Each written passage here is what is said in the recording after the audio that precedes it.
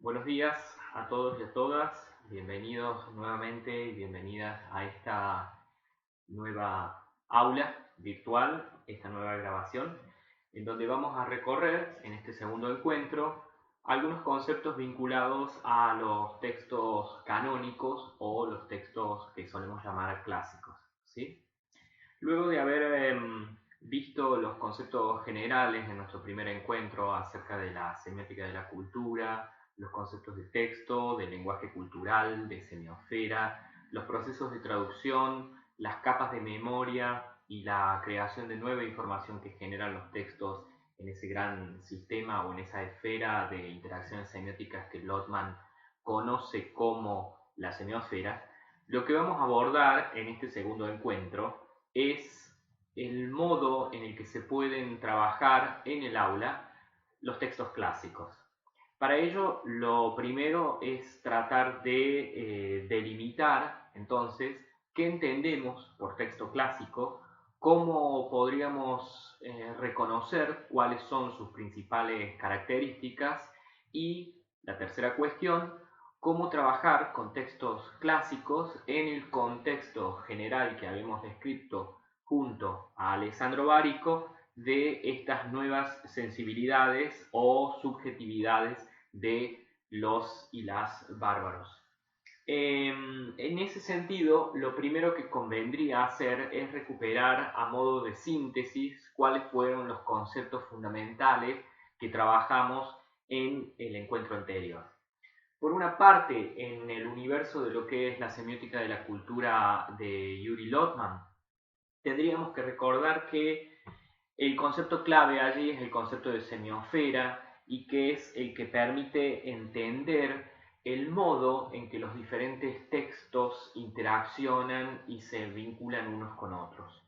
También recuperar el concepto del lenguaje de la cultura, como el cine, como la literatura, como los videojuegos, pero también como la vestimenta, como la comida, etcétera.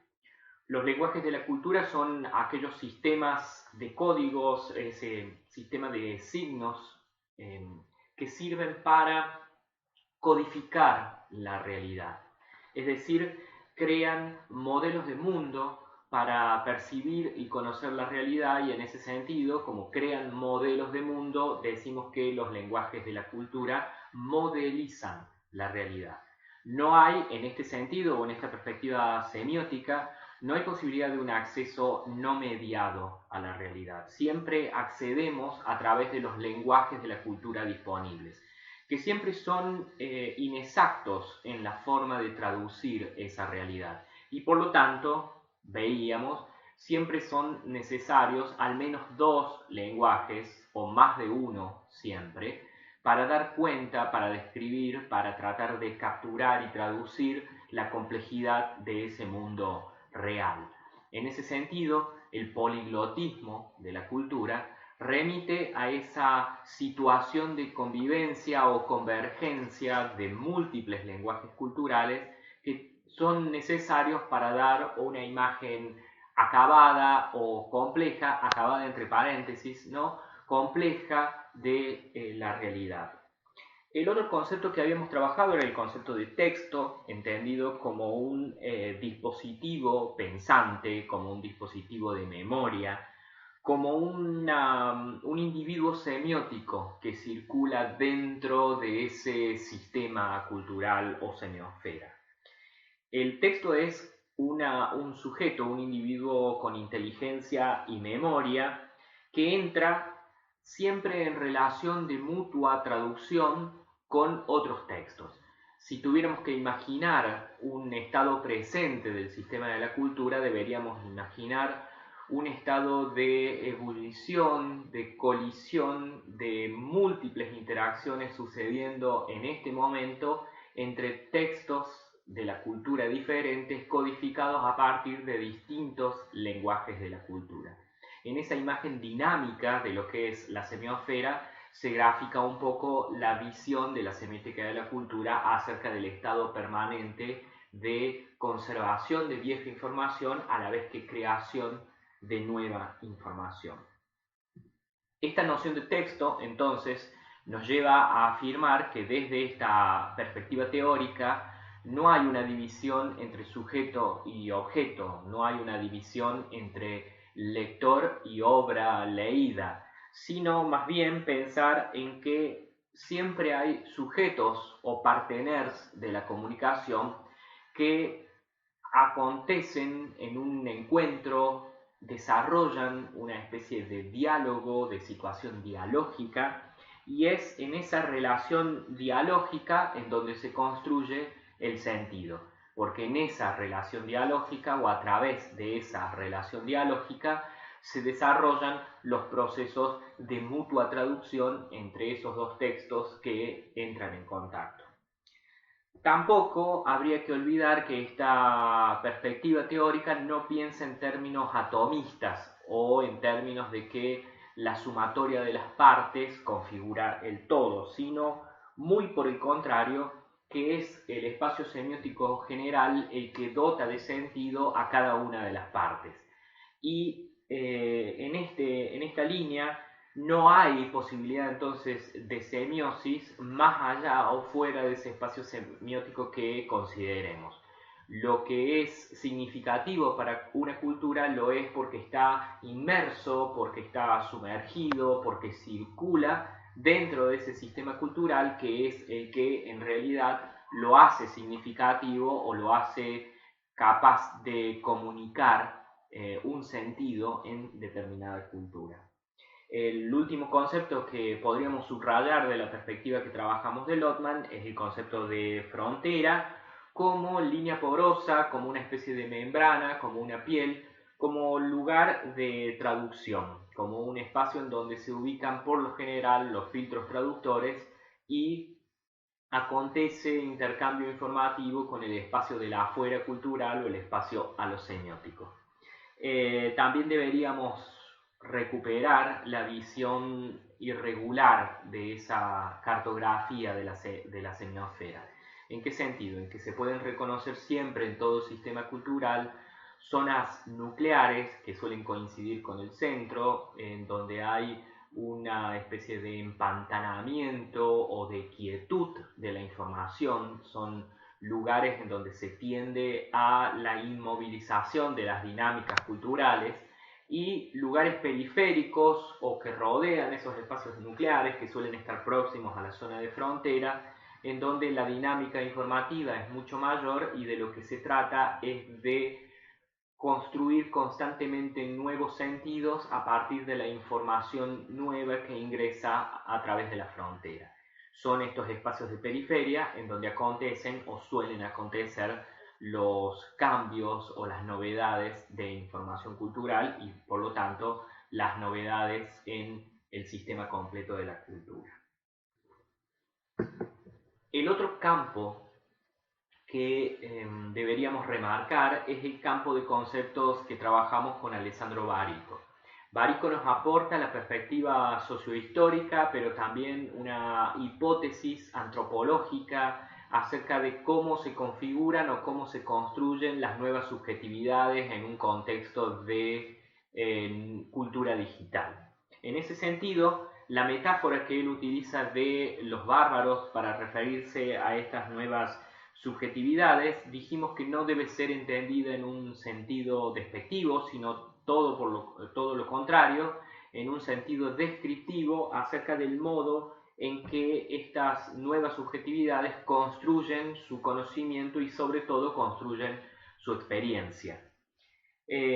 Cuando pensamos en los bárbaros, entonces deberíamos pensar en estrategias de saqueo de las aldeas de la cultura tradicional, saqueos, por ejemplo, en el campo reservado de los libros, o en el campo del vino, o en el campo del deporte. Es decir, formas de atravesar viejas aldeas culturales y no destruirlas, sino tomar de ellas aquello que se requiere o se necesita para continuar el viaje hacia otro lugar. En ese sentido, lo que importa para los bárbaros son las lógicas de la movilidad, las lógicas del nomadismo, las lógicas del hipervínculo, podríamos decir, del modo en que el hipervínculo ha modificado nuestra concepción de construcción del conocimiento Y también pensar como la materialización o como la cristalización de esta lógica a Google. En sus capítulos o en esos apartados que vimos en el encuentro anterior acerca de las branquias de Google, lo que podemos notar es cómo Barico utiliza el ejemplo de Google para pensar una nueva forma de construcción del conocimiento que valora lo convergente como lo importante. Es decir, son lógicas que buscan en la superficie o en el desplazamiento a gran velocidad por enormes superficies de información y no ya en una búsqueda en profundidad, en sumergirse en un solo texto, quietos, sino búsquedas rápidas, extensas, superficiales. Cuando digo superficial no quiero menoscabar la importancia de estas búsquedas, sino tan solo contraponer dos modelos de búsqueda distintos. Modelos de la galaxia Gutenberg o de la cultura más bien letrada del soporte libro-papel, aspiran o apuestan a que la información se encuentra por largas horas de búsqueda en un solo texto, sumergiéndonos en ese texto, buscando en profundidad los detalles. Las lógicas bárbaras prefieren los lugares de donde es fácil salir y donde es fácil entrar, y por lo tanto se desplazan en cadena, no se sumergen en profundidad. En ese sentido, superficie, en el sentido de algo que aspira a abarcar o a contemplar o a extenderse lo más posible y no tanto en profundizar o en sumergirse lo más posible en un solo texto. Los bárbaros son entonces movidos por esta lógica nomádica, esta lógica de el nomadismo que activa y que motiva estos movimientos de experiencia. Y si uno piensa entonces la hipótesis de Barico acerca de los bárbaros y lo compagina junto con el modo en el que se ha ido configurando cierta cultura digital en nuestras sociedades, uno comienza a entender un poco el panorama o la cartografía de este sistema cultural contemporáneo que tenemos.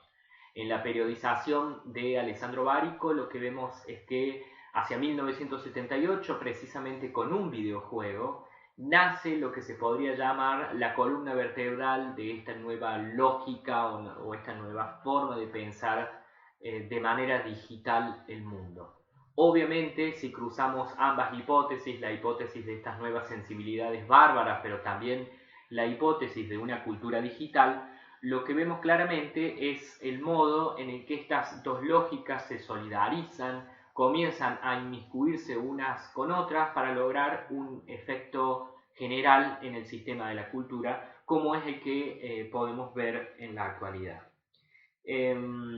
Lo que habría que pensar, por último, es que si bien este curso es sobre literatura y cine, lo que abren estas nuevas lógicas es la posibilidad de la interactividad. Es decir, no estaríamos ya en presencia solamente de un mundo de imágenes, sino de un mundo de imágenes interactivas. Este tema en particular, el de la interactividad, lo vamos a trabajar en un próximo encuentro, pero valga ahora el llamado de atención para comprender entonces de qué modo se van complejizando los lenguajes culturales que van tomando contacto o van entrando en convergencia en esta situación cultural contemporánea. Ya no estaríamos entonces en un mundo de la letra, sino en un mundo de la imagen. Mucho se ha hablado de la cultura audiovisual contemporánea, pero habría que pensar o habría que preguntarnos si este impulso nomádico, pero también este impulso lúdico que subraya Barico en su último libro, no ha dado una configuración particular al sistema de la cultura que cada vez más lo hace ser menos audiovisual y más audiovisual interactivo. Estamos cada vez más acostumbrados no solamente a ser espectadores de imágenes, sino también interactores, a interactuar con esas imágenes.